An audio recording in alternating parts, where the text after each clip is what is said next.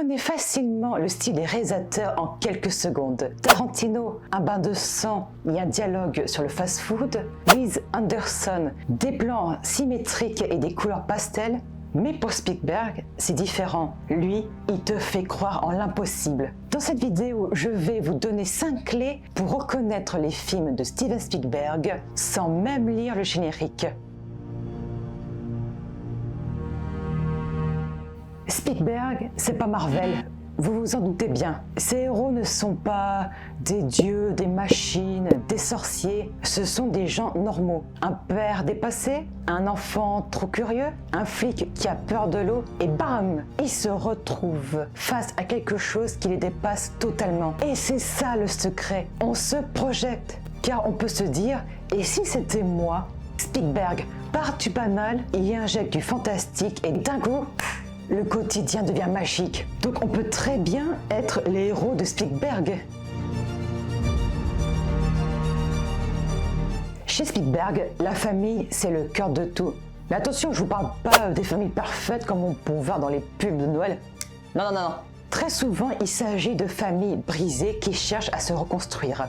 Des enfants livrés à eux-mêmes, des pères absents, des mères qui tiennent tout à bout de bras. Ces histoires, c'est un peu la sienne, car il a grandi dans une famille divisée et on le ressent quasiment partout.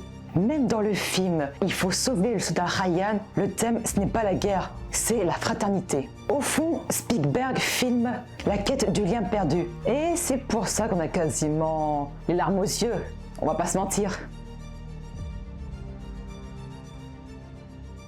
Si t'as déjà vu un perso faire ça,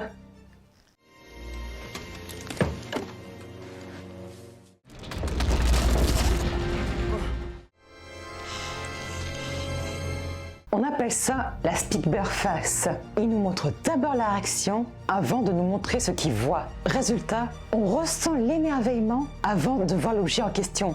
Parce qu'on est directement connecté à l'émotion humaine et seulement après, on se prend une claque visuelle.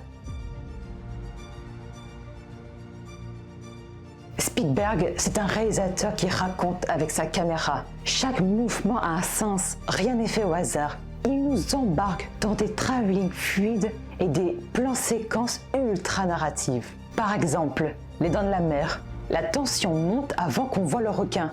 Dans Il faut sauver le soldat Ryan, on est littéralement dans le débarquement. Même dans Minority Report, la caméra nous transporte dans un monde futuriste sans même qu'on s'en rende compte. Spielberg nous fait vivre l'histoire de l'intérieur, pas en tant que spectateur, mais en tant que témoin.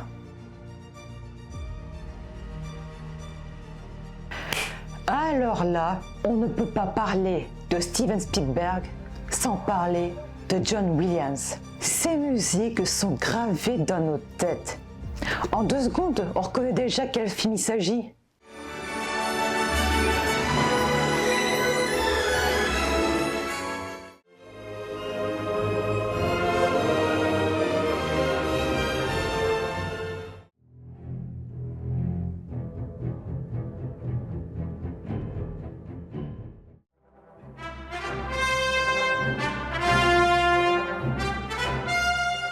Mais surtout, elles traduisent l'émotion. C'est pas juste « Oh, regarde comme c'est beau », mais ressens-le.